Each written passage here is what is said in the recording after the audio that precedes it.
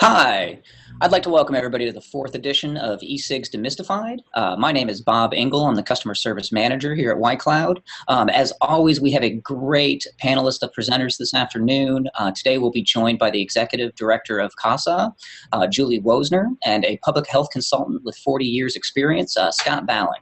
And I'd like to thank both of them for taking the time to be with us today. And I'd also like to thank all of you for taking the time to attend our webinar this afternoon. So we have a good amount of time built in for questions and answers in this webinar. So please feel free to send us any questions that you have. To do so, all you have to do is click the Q&A button on the screen there and just ask away. So we will have a short Q&A with each speaker after their initial discussion, and then a longer Q&A at the end of the webinar. So if for some reason we don't get a chance to get to your question, we will certainly answer all the questions via email after the close of the webinar. So let's jump right into things here. Our first speaker today is Julie Woesner, Executive Director of CASAA. Julie, thank you so much for joining us today. Oh, thank you for having me. Great. Well, we'll just jump right into questions here. Can you give us a little bit of background about CASAA? What's the main focus? Sure. Well, CASAA is a 501c4 nonprofit, and our main focus is consumer advocacy. We're not an industry group. We don't represent industry interests. We've got about 130,000 members, and our numbers are growing every day, and we have people from all walks of life, all socioeconomic backgrounds, just everything. And really, like I said, we focus on consumer advocacy, which involves, issuing calls to action, letting consumers know how they can get involved in these matters. And I guess last year we issued about 200 calls to action local alerts. Wow, I mean, that's over 100,000 people. That's quite a register you have there. Now, is it a mixture of smokers and non-smokers, or is it primarily people who have smoked traditional tobacco? Actually, our membership is made up of mostly people who are using a tobacco harm reduction product. And, that includes e-cigarettes, but also smokeless tobacco. I would say 99% of our membership are vapers. Some of them continue to smoke, but most of them have either dramatically reduced or completely eliminated their smoking habit. Oh, wonderful. And Julie, what attracted you to working with CASAA? Well, I was a smoker, and I was a smoker for more than 30 years, more than 2 packs a day. And I'm a little bit ashamed to admit that towards the end I was climbing up to 3 packs a day. And I had tried repeatedly to quit over the years, and my last serious quit attempt was with Shontex, and that was rather disastrous. And after that, I just quit trying to quit. I gave up. I said, I'm going to resign myself to living and dying as a smoker. And when I found e-cigarettes, it was back in 2009, the very beginning. Actually, it was the end of 2008, but they seemed like probably a gimmick. I mean, it never really occurred to me that they'd be a legit product, but I thought, I'm going to pick it up because maybe I can fool myself into cutting back. And that's all I really wanted to do, was just cut back. And if I had been able to cut back to like 2 packs a day, I would have been thrilled. Instead, I found that within 3 days, I had completely made the switch from smoking to vaping. And that's the kind of thing that's pretty miraculous and makes you a true believer, and you get pretty passionate. CASAA was formed with people like me, people who are very passionate about it, and they were formed in 2009, and I was an active member. And then I just became more and more involved. I just loved the consumer focus, the relentless attention to honesty, and the legislative advocacy. So I joined the board in 2012, and that's where I am. Well, thank you for the background there, Julie. And my next question was asking if you were currently a vapor, but it sounds like you are vaping and absolutely on that journey. Fantastic. I have a similar story there too. After about a week of working with the company, I had moved away from traditional tobacco entirely. So let me ask you another question here, Julie. CASAA has a lot of calls to action right now. Is there one that stands out over the others for you? Well, of course, we've got the HR 2058, but I anticipate we'll probably be getting into that in a little bit. But actually, the call to action that's sticking out most in my mind is one that we haven't even issued yet, and that's for Georgia. Georgia is getting ready to face some pretty nasty battle right now. We've got some legislation that was introduced yesterday that is very similar to Indiana. And for those who are familiar with the Indiana legislation, this is just a different shade of lipstick on the pig. It's pretty much the same thing, and it's for overregulation and manufacturing and licensing standards that will basically be a de facto ban on out-of-state liquids in Georgia. And we'll be issuing a call to action on that within the next day or two. And then the other one is Chicago. That call to action has ended, but we're getting ready to issue a new one. And Chicago is really a very awful situation because they passed this extraordinary tax between Cook County and Chicago. We're looking at 75 cents per milliliter, which is having the effect of shuttering doors. Businesses are closing, businesses are moving, which is bad for consumers, of course. But in addition, the Department of Public Health in Chicago's embarked on a misinformation campaign that is pretty frightening. So we'll be issuing a call to action on that, encouraging people to share their concerns about that. Wonderful. Well, we're glad to hear that you're taking action on that, Julie. Now, going back to H.R. 2058, it's an important piece of legislation that has been introduced by Representative Tom Cole of Oklahoma. And can you speak for a minute about H.R. 2058? Well, sure. I'm guessing that most people who are listening to this webinar are familiar with the deeming, FDA deeming. And what will happen is when the FDA deems e-cigarettes as a tobacco product, it's going to create, I hate to use the word again, de facto, but that's exactly what it is, a de facto ban on all products that weren't on the market as of the grandfather date. They're going to have to go through a hugely expensive, very uncertain, very difficult type of pre-market approval process if you weren't on the market as of the grandfather date. The grandfather date is February 15th, 2007. So any product that's come onto the market since then is not protected. It's not grandfathered. What the Cole bill does is it moves the grandfather date to the date that the deeming regulations become final, which will be some future date, probably fairly soon. And it's not a perfect solution, but at least it ensures that the products that are currently on the market will remain on the market and will still be subject to FDA regulation. There'll still be rules, but we're not going to be completely shut out of the market. Thank you for that, Julie. Yeah, it seems like the 2007 grandfather date is before the majority of e-cig products were even on the market. All of them. Yes. Pretty much. Well, yeah, there were some, very early e-cigarettes that were in existence, but we've not found any that were actually marketed in the U.S. Within the definition of marketing. And it's also, even if there were a product that had been on the market, it would have been such an ineffective, anybody who's listening to this webinar who's an early adopter knows exactly what I mean. Those devices were pretty wretched. And so it's not really going to be useful for us. Yeah. And Julie, if H.R. 2058 does not pass, what other options do we have for challenging this grandfather date? Well, we're looking into various options and we're working with other groups. Most of the options are legislative. It's very difficult to bring pressure to bear on FDA. Congress is kind of their boss, and so that's where we go. I mean, FDA's authority all stems from Congress.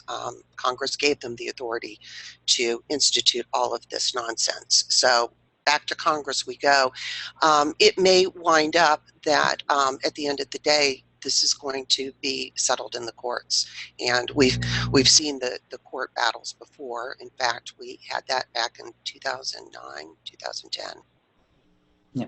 Well, Julie, you see so much e-cig regulation that's coming out currently. What trends, if any, are you seeing, and does anything stand out to you? There are a number of trends. Although some of this, well, the first one is Tobacco 21.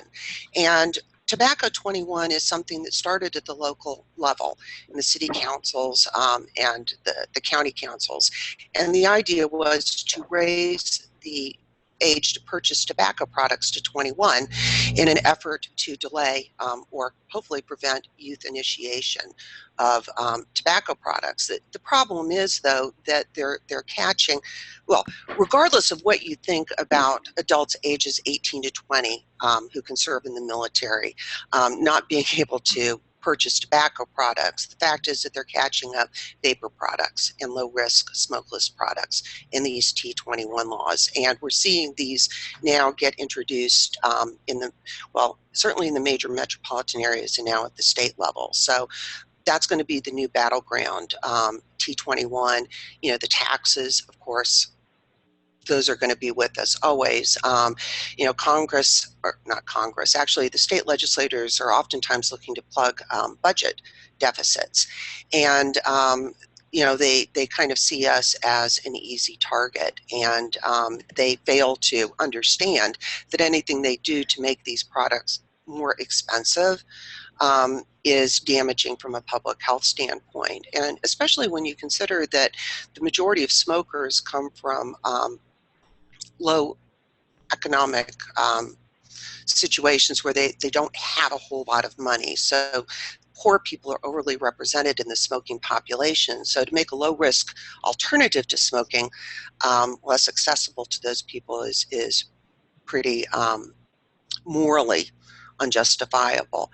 We're also seeing legislation such as what I was talking about in Georgia, where the states are trying to impose some sort of regulatory framework on e-cigarettes. And this is concerning from a number of standpoints, particularly because we're concerned about having a patchwork of different rules in different states. So for example, if state A requires a certain specific label for their products, that makes it difficult because people will have to comply with that to ship in. And manufacturers from out of state aren't going to be in a position to come up with 50 different labels for 50 different states, and as a practical matter, they're just going to stop shipping products in. And I think that's, well, I mean, there's always tons of stuff, but those are kind of the main issues that we're seeing right now. Great. Thank you for the overview on that, Julie. Now, CASAA's testimonial project has generated more than 7,900 testimonials. Does CASAA have any goals with this project? Well, yeah, okay, so first off, this is a project that is near and dear to my heart. Part of my job is every day I go in and read the testimonials and approve them, and they are just so powerful.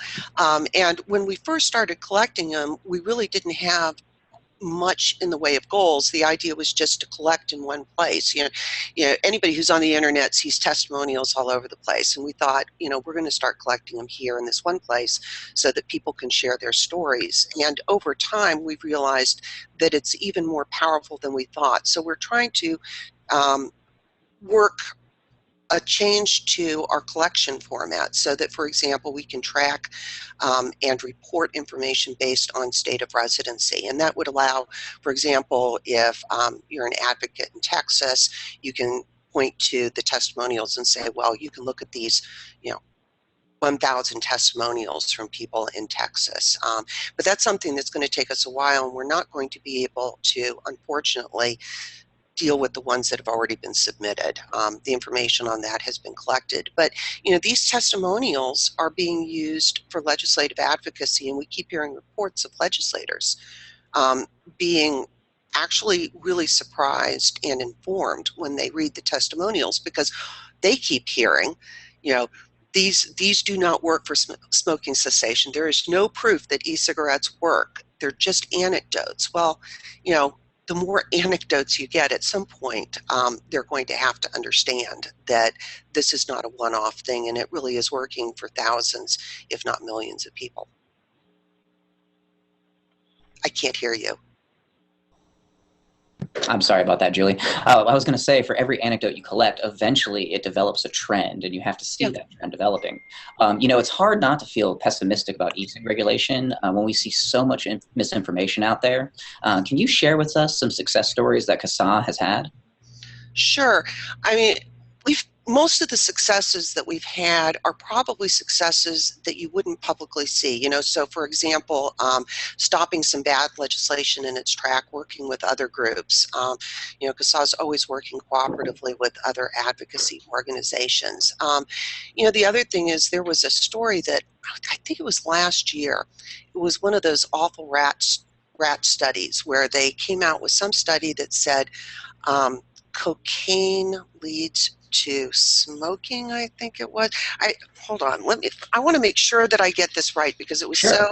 so awful and so egregious that it was frightening. But anyway,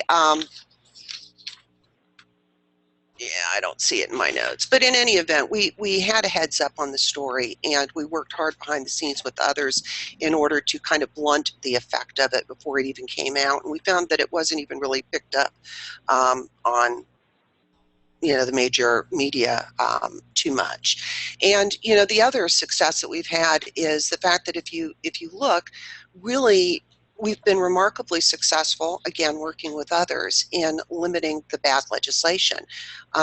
We've defeated several taxes in several states, and really have been successful in that regard. But more than anything, it's putting out accurate information so that our people, our consumers, can fight back against the misinformation. Great. Thank you for that, Julie. Now, what are some things that the e-cigarette consumer should be doing to help ensure their ability to vape? Well, obviously, join CASAA.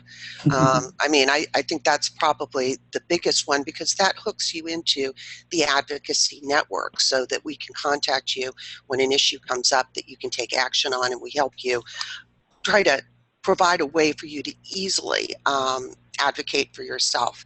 And of course, CASAA membership is free, and we never share our email. The other thing too that's really important is for people to vote, register to vote, and then vote. And it seems like such a type of concept, voting, but it really is important. It's important that legislators start to understand that vapors vote. We're passionate about this issue, and this is something that is foremost in our mind, if not the most important thing, one of the most important things that we consider when we're casting our vote. So you need to register to vote, and then you need to vote. And it's also important to have conversations with your legislators, your elected officials, whether it's federal, state, or local. And we strongly suggest that you pull out a piece of paper and a pen and do the old-fashioned thing and handwrite a letter. Those get noticed, and you don't have to provide scientific studies and everything else. You just need to tell your story and explain why this is important, and ask your elected representative to help you protect your right to use these low-risk products. And then the other thing is, and this is a little touchy of a subject, but I think it's important for vapors to remember that all of us are kind of vape ambassadors, if you will. Every time we go out into public, we're helping to inform public views on vaping.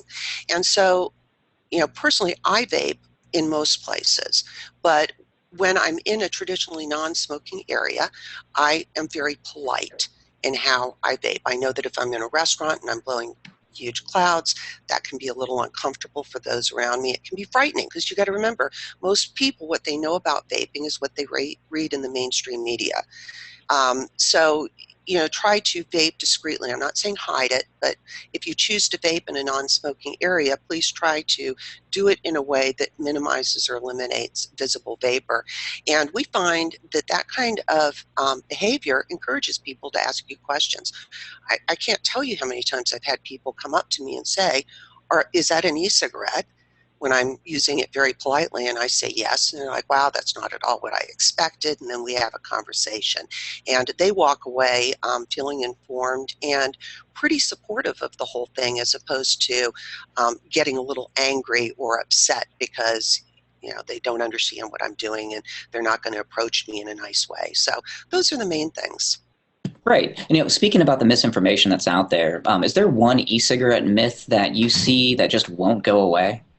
Well, I don't know that it's so much that there's one myth, but it's kind of like the same ones just keep recirculating. So, at one point it was the formaldehyde and the antifreeze, and when that gets old, they recycle it with something else.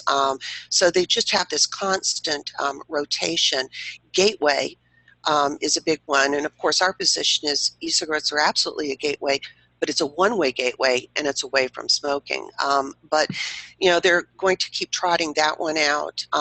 And the other one, which is really disturbing because we hear it from scientists and doctors who should know better, and that is when they try to equate addiction as the source of harm. In other words, yeah, but you're still addicted to nicotine, without ever discussing the fact that, well, many smokers may continue to smoke because of the nicotine, but it's not the nicotine that's causing the health problems. It's lighting something on fire and inhaling the products of combustion.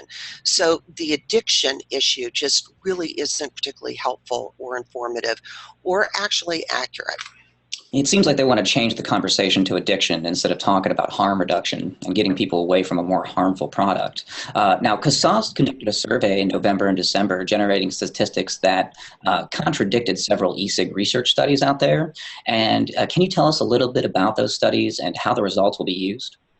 Well, basically, the results of our survey are blogged, and basically, we used them. We presented the survey results to OIRA when we met with OIRA in December to talk about our concerns about the deeming regulations. And we're also in the process of writing them up and submitting them to the FDA in connection with another request for information that they want. And we're going to do our best to kind of get the information out there so that people can understand that, number one, these work. Number two, adults like flavors, and number three, we like a lot of different stuff. I think sometimes, especially public health professionals, they'll look and they'll say, well, Julie, when you were a smoker, you liked your brand of cigarette. And that's right. I mean, I didn't want anything else. In fact, if I couldn't get the brand that I wanted, it would be, and I'd go off and get something else and be very unhappy. I just wanted exactly the same thing all the time. And they tend to equate that, the fact that we were tobacco flavor or menthol flavor, and always wanting the same thing. They try to extrapolate that out to the vaping without understanding that at some point we become something other than a smoker. We become a vapor, and the flavors are a huge part of not only helping a lot of people make a complete transition, but also keeping it interesting and fun and enjoyable. Because you know what? Tobacco harm reduction doesn't have to suck. It can be enjoyable. Absolutely. And that's one thing with the e-cigarettes that we've noticed. It's just the great alternative. It was such an easy transition from, personally from myself. Now, Julie, recently you met with the OMB regarding the deeming regulations for electronic cigarettes. Yes. Can you tell us a little bit about that meeting, such as the tone and how receptive you felt the OMB and FDA were to your comments? Well, I think that we were one of the last meetings that they scheduled, and I think that was deliberate. I think they planned on ending at a certain point, and they figured we'd be a good place to kind of end as a consumer group. And I think they were meeting doubt by that point. They had been barraged with all sorts of meetings, but they were very respectful, and they listened attentively. When we came in with boxes of testimonials. We actually printed out, we had more than 7,000 at that point. We printed all of them out, testimonial per page, and we had a stack, I don't know, there are pictures out there. It was an impressive stack, and we brought those in to be placed on the record. And I think they were impressed with that. We were nice, though, because there was also a little fear, because they're responsible. Anything you leave with them, they need to scan into the system and make publicly available. And I think they were looking at boxes and boxes and panicking a little bit, but we provided them on a jump drive because we're nice people. But I think that OIRA is aware of the problems, and I think that they do have concerns, but it's hard to tell where it's going to go from here. FDA has a lot of authority in this, and FDA has not thus far shown itself really terribly willing to be reasonable in these regulations, in my opinion. Well, thank you for that information, Julie. We have some questions coming in from the viewers, so we're going to run through a few of those, and they're questions directly for you now. Let's see here. With the new taxes happening, do we have to be more concerned about taxes in our state of residence or in the state that we're purchasing from online? Typically, you need to be concerned well, you should be concerned about everywhere, because as soon as it pops up in one state, it's in the next state. So I hate the question, but point taken. It's where you live. If a business typically doesn't have a presence in the state of where you live and it's being delivered online, typically you don't pay a tax on it. So it's your state of residence. But again, I want to mention Indiana was last year. That was an ugly, ugly battle over liquid manufacturing standards and all that. And where did it pop up? It's now in Georgia. So this stuff just goes from state to state. Nobody should have any comfort. Well, thank you for that, Julie. Now, another question from a viewer here. How does the 2-year grace period relate to the de facto ban? What the 2-year grace period does is it says that if you are not grandfathered, you have 2 years within which to get your application in. Okay, so that sounds good, like maybe we bought 2 more years, but the problem is that we're just kind of jumping from the frying pan into the fire, and businesses there are going to be a lot of businesses that won't even have any intention of going through the whole process because it's so expensive, so onerous, so uncertain. And by uncertain, I really want to be clear here. If I made a product and I knew that I could pay $1 million to a regulatory agency and I would get approval, then it would be worth it for me to do it if I figure I could get my money back selling the product over time. You amortize the cost of that. But if the agency says, well, give me $1 million and we'll see, we're going to get a lot of manufacturers who are not going to have any intention of going through the process. And it's going to be a situation where they're going to just try to make as much money as they can in the 2 years and then start exiting.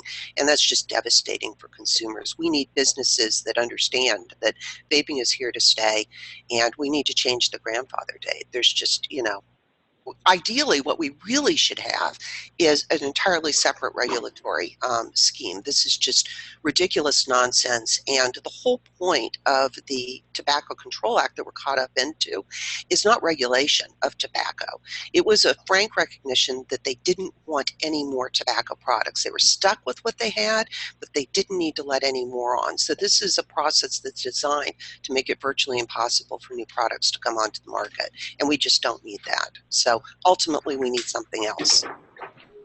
Great. Thank you for that, Julie. We have time for one more question from the viewers here. And I just want to remind the viewers, if we don't have time to answer your question, we will respond to those via email after the webinar. We have one of our viewers who's in the state of Oregon, and the T21 has just started showing up in their state. Is there a good way to fight the T21 there in Oregon? It's tough. We're starting to issue calls to action for the T21 stuff. It's difficult because we are a tobacco harm reduction organization. We don't represent combustible consumers that way. And so we've kind of been silent. We're Switzerland, if you will, on smoking and combustibles, but we keep getting caught up in all of this. And, again, whatever you think about saying that adults shouldn't have the right to purchase products, it just makes no sense for the vapor products to get in, and we are going to start issuing calls to action, giving specific guidance. But this is a tough one. This is a really tough one. They want to pass the entire legislation whole cloth. They're not going to want to carve out vapor products, and we're just going to have to really push and at least have a conversation about it. Great. Thank you for that, Julie. Now, we're going to move on, but we are going to have more Q&A session at the end here that'll be open to everybody and all panelists. So if you still have questions for Julie, please don't hesitate to submit them. We'll get to some more after Scott Ballin's section. So our next presenter today is a public health consultant with over 40 years of experience in the field, Scott Ballin. Scott, thank you for joining us today, and thank you for waiting patiently. No problem. Excellent. Well, we'll just jump right into it. Scott, I'm sure most viewers are familiar with your work, but for anyone that's not, can you give us a little brief rundown on your background? Well, I've been involved in the tobacco and nicotine environment for 40 years. I came up through the ranks of the American Heart Association. I served as their vice president and legislative counsel in Washington for many years. I wrote the petitions to the FDA to regulate tobacco products, helped put together those famous hearings with the CEOs standing up there with their hands raised, swearing that nicotine was not addictive. Worked on a lot of legislation over the years, tried to get the current Tobacco Control Act modified to make it more palatable and acceptable to promoting harm reduction, but the behind the scenes powers, they brokered a deal that sort of set this thing in stone, particularly Section 911. And people have to understand that that legislation was really a draconian measure to punish the industry, most of the industry. Now, Philip Morris came along and got a few of its deals thrown in there for itself by agreeing to accept FDA. But the statute, and I've said this many times, was pretty much outdated on the day that President Obama signed it into law. And now we're having to cope with that. So I've been involved in this stuff for 40 years, and especially on the FDA regulatory side of things. I'm still involved. I did work for not only the Heart Association, but also for the Campaign for Tobacco-Free Kids, the Lung Association, and others.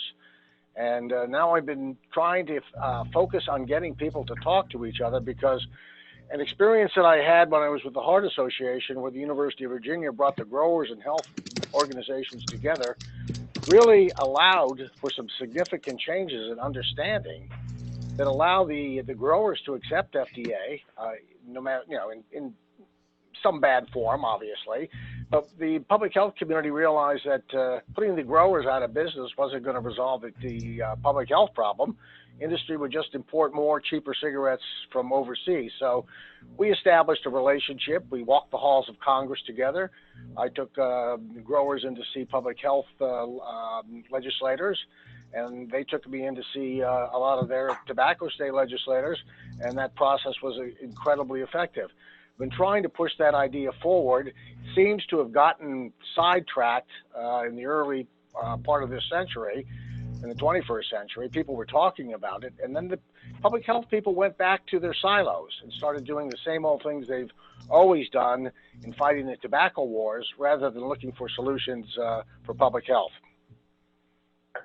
Great. Thank you for that, Scott. Now, you were recently featured in Vapor Voice magazine, and in that article, you were quoted as saying, many of the public health friends and colleagues from the American Cancer Society, Campaign for Tobacco-Free Kids, and American Heart Associations are unwilling to engage in a dialogue, and they're stuck in a 90s type mentality. Can you expand on that a little bit?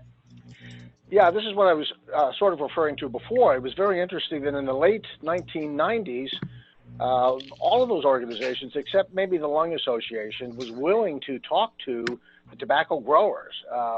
The growers were considered part of an appendage of big tobacco in the industry. They were always used to come to Washington to do the lobbying. And what happened is that we in public health, as I said, began to realize that maybe we should have some discussions with them. And actually, those were incredibly productive.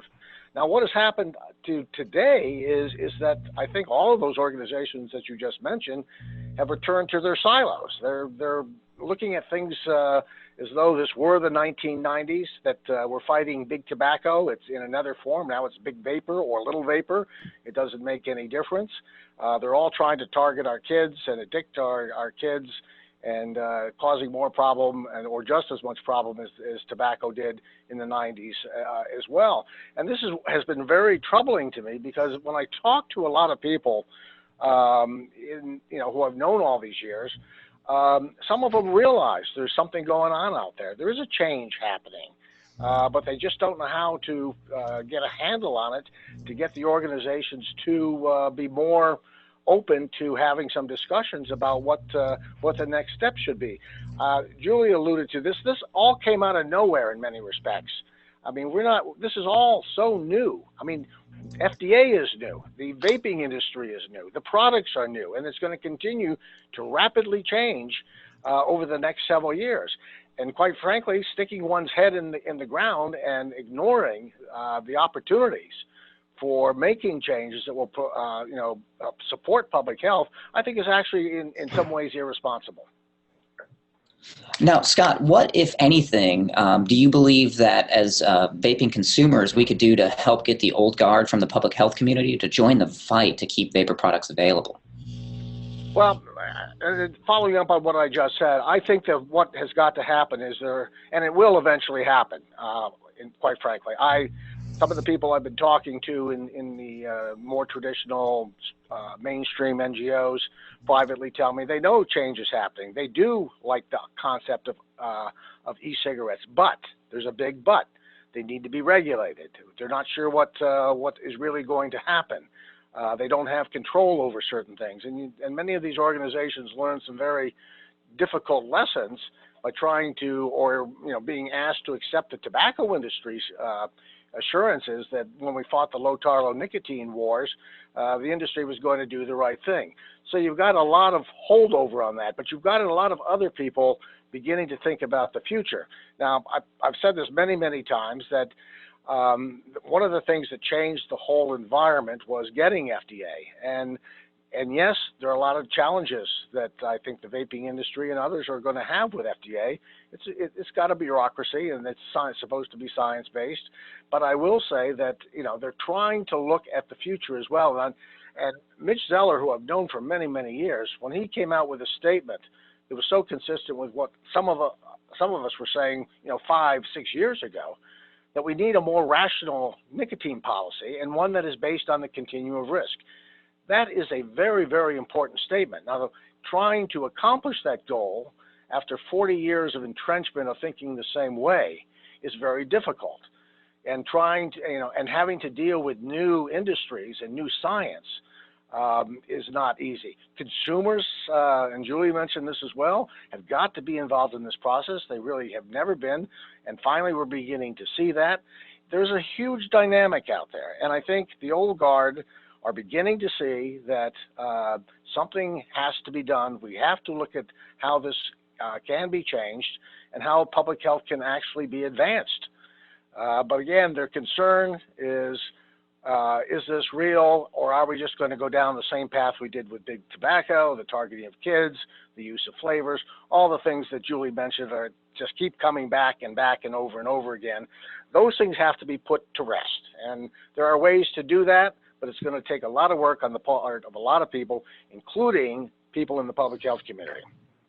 Great. And Scott, just to step back a little bit, was there any particular study or piece of science that convinced you to fight for vapor products? No, actually, it was just sort of a progressive thing. As the information came out and people started talking about it, and new manufacturers appeared in the marketplace and new products appeared in the marketplace, and the dynamics of it and the fact that this was something that was feasible. I've always been someone who has supported the concept of harm reduction. So this obviously fit right in there. I had, learned a long time ago through my discussions with the tobacco growers and others that it's not the tobacco that kills. It's what you do with it. And so we should be looking more at the science, or what science needs to be done. And quite frankly, when you look at the smokeless end of things and the snus discussions that suffered from the same thing in many respects that the e-vaping industry is going through, even today there are people in the public health community who say that snus is just as harmful as a cigarette. And most of the people in the public health community, scientific community, disagreed with that notion years ago. I mean, that was in 2001 and 2002, where they recognized that there was a continuum of risk. And these are some of the top scientists during those tobacco war days who recognize this. Now, why can't we start applying a common sense rationale to looking at the vaping products that are out there and begin to evaluate them in a systematic way that's going to benefit public health, benefit the consumer, and move us into a whole new era of rational regulation. So there was no real one study. It's evolving, and it's going to continue to evolve.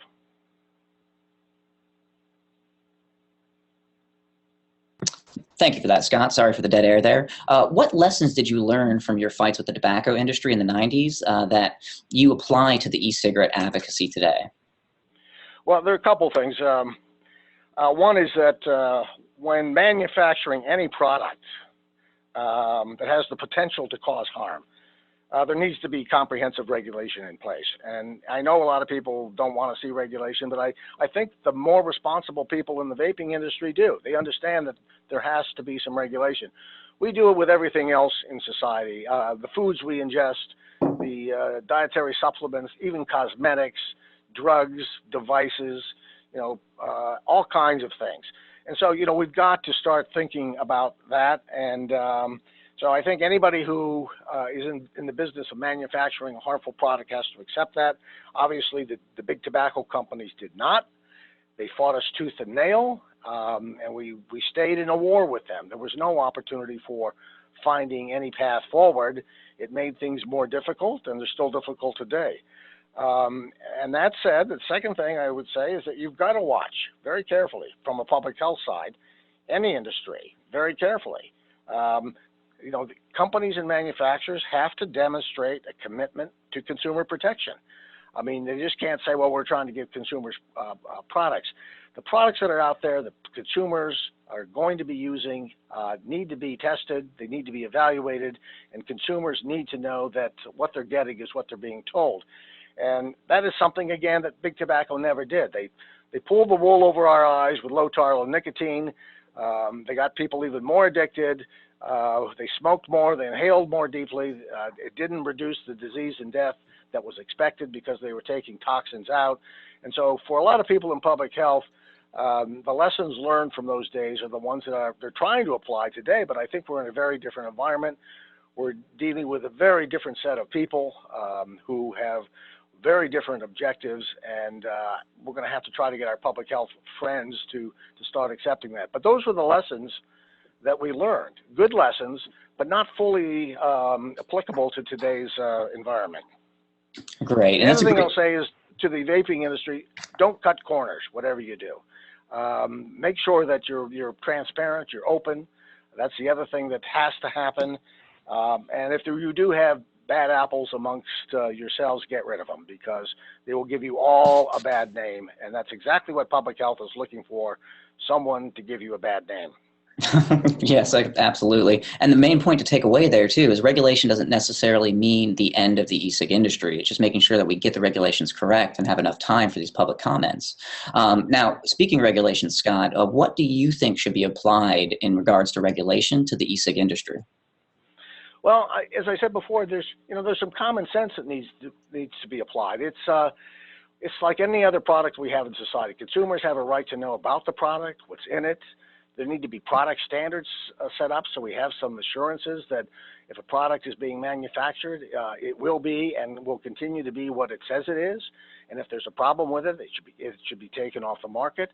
We need to make sure there's marketing restrictions aimed at children that doesn't prevent or shouldn't prevent the marketing of these products in a responsible way if that marketing does not mislead consumers or the general public. But the flavoring issue is another thing. There needs to be some sort of sorting out of what that means. I mean, again, so much of this stuff is public relations rhetoric. Flavors, to me, can be sorted out. I mean, FDA does it in the food area with grass, generally recognized as safe flavorings. You can monitor products, and that's another important regulatory component that's going to require collaboration between the regulator, the industry, consumers, public health, to see what people are actually doing, using the product, and that's going to be evaluated over time. Instead, what we have is a bunch of rhetoric, daily rhetoric, that is trying to shape public opinion, and we see that it's actually working, unfortunately. But I think we need to go back and sit down and map out what the essential elements of regulation should be, the things that I just mentioned, and start working on those things in a very collaborative way, involving the regulators and even policymakers. They need to be educated about what should be done. So we need to put some real focus on what regulations should be and how they can be effective and how they can be flexible enough to meet the requirements of what consumers and the public wants or deserves. Absolutely. Now, Scott, Why do you think so many people in public health still oppose e-cigarettes being on the market? I think that, as I said before, the problem is most of us, including myself, we grew up in an environment where the industry controlled everything. When I started working on this stuff 40 years ago, most of the people on this line won't know the name Mike Perchik. He was at one time the chairman of the Federal Trade Commission, worked on Capitol Hill. And when I started pushing the concept of having FDA regulate tobacco, he told me I was on a fool's errand. And that's in David Kessler's book. And I just kept pushing at it because I believed that this was something that had to be done. And the reason all of this was so important is because we were taking on an industry that had more money than God. We were taking on an industry that controlled Congress, the regulatory agencies. They were able to use organizations like the grower organizations, advertising associations, etc. They were basically dominating the entire environment.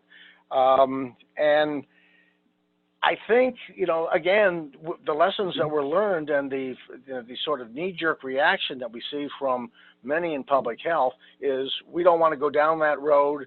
We've done these things before, and we're going to do them again, and we're going to prevent, any of this happening again. And so it's easy to take, the tools that have been used all these years and now to try to apply them to the e-cigarette industry. I think many of you have heard the comments from Matt Myers and others who said they don't want much change. Just what they want to do is to continue doing what they've been doing, just put more money into it. And I think that is the wrong thing to be doing. I think they need to do that as a backup thing. But I also think that what has to happen is they need to recognize we are now in a regulated environment. Whether they like it or not, or the vaping industry likes it or not, is not the issue. We are in a regulated environment under which public health can be given due diligence, and we can actually begin to find some solutions to some of these things. So, they're going to still oppose e-cigarettes, an easy thing to do, but I will also tell you that I think there's some changes going on. There's some new views from some people who believe that this is something that we really have to talk about in a more serious fashion and not just play the public relations game. Great. Well, Scott, we have time for one more question, and then we're going to move to some questions from the viewers here. Now, recently, you've been speaking with the University of Virginia. Can you give us a little bit of detail about the discussions you've been having with them? Well, this goes back to, really goes back to the 1990s when the University of Virginia, through a grant from Robert Wood Johnson, brought the tobacco growers and the public health community together to sit down in a safe haven environment to see if there was any common ground. As I said, the growers were used by the tobacco industry repeatedly to oppose any of our efforts. When we actually got involved and sat down and got in a room with them, it was fascinating to watch what happened and how we got to understand each other, differing views. We didn't agree on everything, but they understood why, for the first time, we supported FDA. I have to also throw in that at that time, the tobacco companies were spending millions of dollars to promote a campaign in the tobacco states of keep FDA off the farm, pouring millions of dollars into that effort. And so the growers were being told what to do. But when we sat down, we told them we weren't trying to put them out of business. We were trying to actually help find a solution forward. And it changed the whole dynamics. And as I said, we went to Capitol Hill together. We advocated for their buyout. They advocated for FDA, and it changed dynamics. Now, fast forward to the last 5 years, there have been a series of new dialogues. They're called the Morven Dialogues because that's where the retreat center was, just outside Charlottesville. There have been 5 of those, and they've all been focused on tobacco and nicotine harm reduction. We've kept those meetings relatively small. They started out with 20 people, and then they've gone up to 40. There have been about 100 people who have been through the Morven process. People come as individuals, take off their hats, check their egos at the door, and we begin to have some very carefully controlled, moderated, facilitated discussions about issues pertaining to tobacco harm reduction. That has incredibly been very productive. There's never been a vicious fight in any of those meetings, believe it or not. And we've been able to develop a set of principles that I think apply across the board to everything that's being discussed in the vaping area and can be applied to it. I hope people will take a look at those core principles and sign on to them. We are now talking about how to take this to a much larger level so that we can actually begin some dialogues that will help shape policy and also hope, get rid of some of the distrust that exists between the various stakeholders. Great. Thank you, Scott. We have some questions coming in from the viewers, so we're going to run through those real quick. And these are going to be questions for Scott and for Julie, and then probably a couple questions that if you both want to answer, you're more than welcome to. The first one we have here is for Scott, and it asks, what do you think about the American Lung Association saying that Leonardo DiCaprio vaping at the SAG Awards was harmful to those around him because of the carcinogenic properties of secondhand vapor? Well, I have a problem with that, obviously, because the Lung Association, I must say, I've known them for many, many years, and they have been my colleagues, and I respect a lot of what they do. But of all the organizations, they have been the most outspoken, quite frankly, on the whole vaping industry.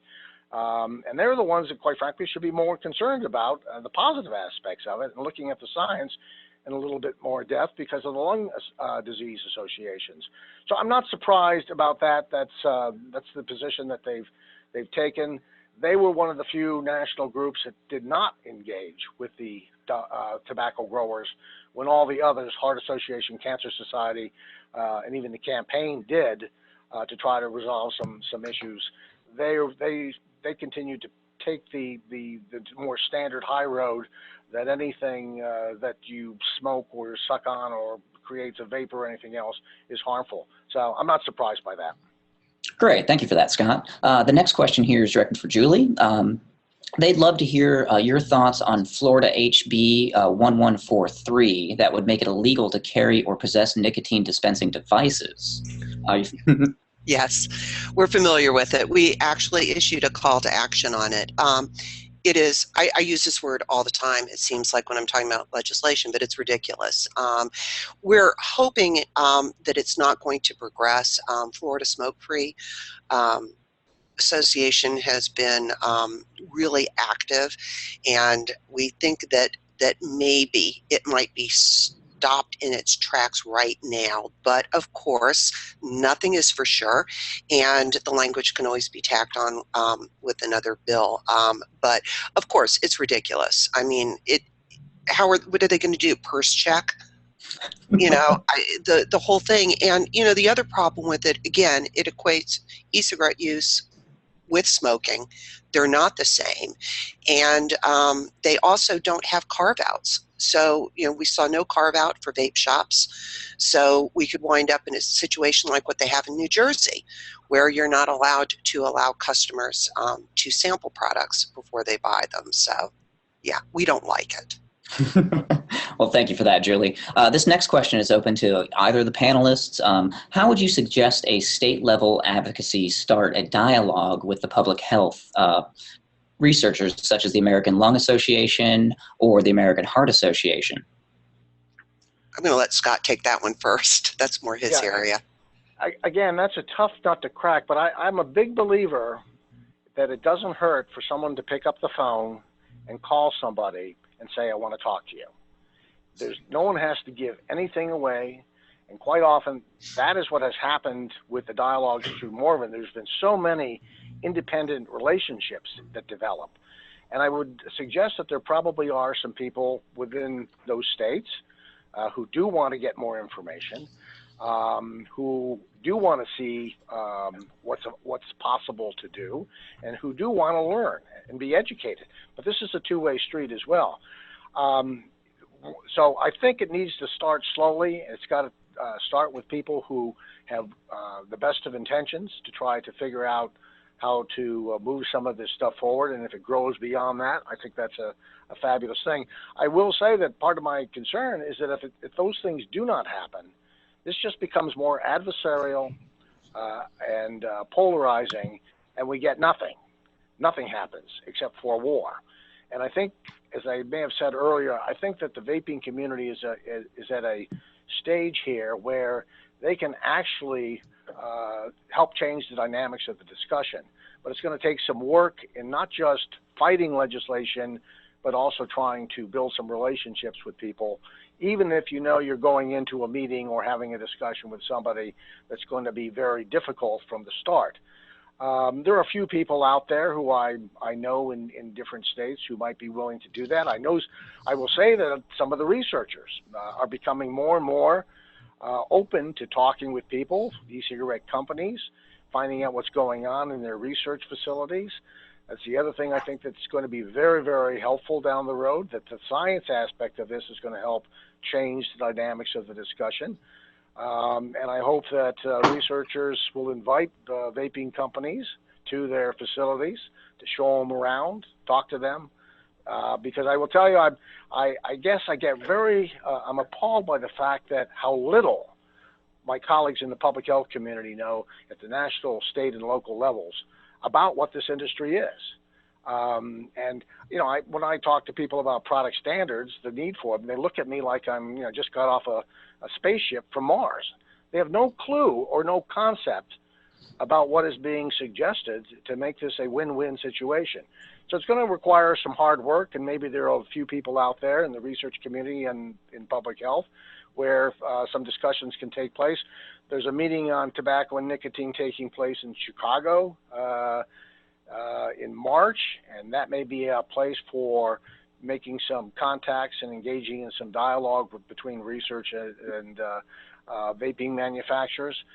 So I think that it can be done at the local level, national level, but it's going to require some leadership, some people willing to stand up and be counted, even if some of their colleagues may try to ridicule them. Great, thank you for that, Scott. Now the next question is an open question for the panelists again. With all the hysteria about batteries exploding and catching fire, which also happens with computers and cell phones, it seems that regulation is imminent. What do you see in regards to hardware regulation for e-cigs in the future? I think we're at a federal level, we're still pretty far away from that. FDA doesn't even have jurisdiction over e-cigarettes yet.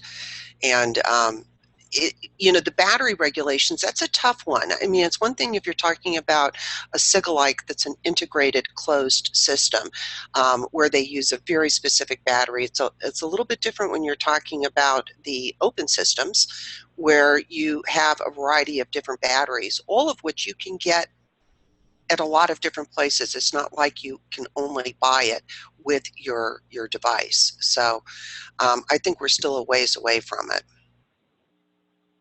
Great, thank you for that, Julie. Now we're getting short on time here, so we only have time for a couple more questions, but this is another open question for the panelists. In the next 3 years, where do you guys foresee the e-cig industry? I'll let Scott go first. Regulated, smaller, more focused. When I say smaller, that does not mean that production levels will drop. I think there'll be some settling down. I think Julie alluded to this earlier. Regulations often bring people exiting the marketplace, and that's probably going to happen. But I think that if things are done properly and public health is willing to listen, and that the researchers who I've mentioned or suggested are beginning to listen and want to have more engagement and discussions, I think we'll see something very, very different out there.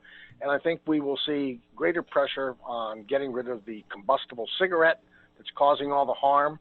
I think we're going to see even more innovation and new products into the marketplace, not just in the e-vaping, but other types of products that may be something more along snus lines, but is more consumable, acceptable.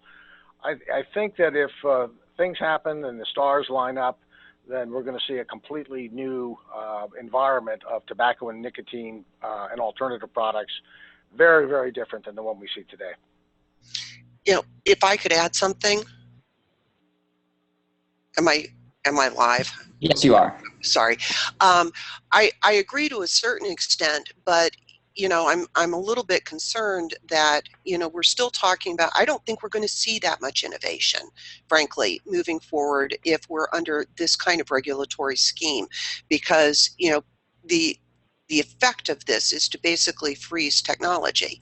It's just almost prohibitively expensive to get a new product to market under this system. So I'm very concerned about that. And I'd also like to make it clear that as a consumer organization, we believe that there is a reasonable level of federal regulation and oversight that would be genuinely beneficial, not just for industry, but also for consumers. But I want to be very clear, this isn't it. This is not it. This is pretty devastating, and the devastation comes in just strictly from the deeming. Just the mere fact of exerting jurisdiction over e-cigarettes in this fashion, they will be destroying the diverse marketplace. Great. Let Thank me you for just that. add to that, because I agree with that, and I've been one of the few people who have said for 5 years at least, we got to change the statute. Congress needs to do some serious oversight hearings. Maybe when the deeming stuff comes out, it's going to cause a lot more confusion, and they need to restructure this statute in a way that e-cigarettes and this industry is recognized as a different category. It may stay under the Center for, I've suggested a Center for Tobacco, Nicotine, and Alternative Products, so that we can regulate them across the spectrum, but recognizing that they're very different. And I hope, and having been this for 40 years, I hope that we can put some pressure on Congress after we get past these elections later this year to do something to restructure and put in place a more rational system and process that's going to benefit public health and benefit the consumer and all of those who are trying to do the right thing. Thank you for that, Scott. Well, unfortunately, we're out of time for today. I wanted to thank both Julie and Scott for taking the time out of their day to join us. And I also wanted to thank all the viewers for participating. And if you submitted a question and we didn't get time to get to your question, keep an eye out on your email, because we will be sending out answers to the questions via email within the next few days. So make sure you're staying connected with CASAA to hear about all the ways that you can participate in e-cigarette advocacy. And until next time, thank you all.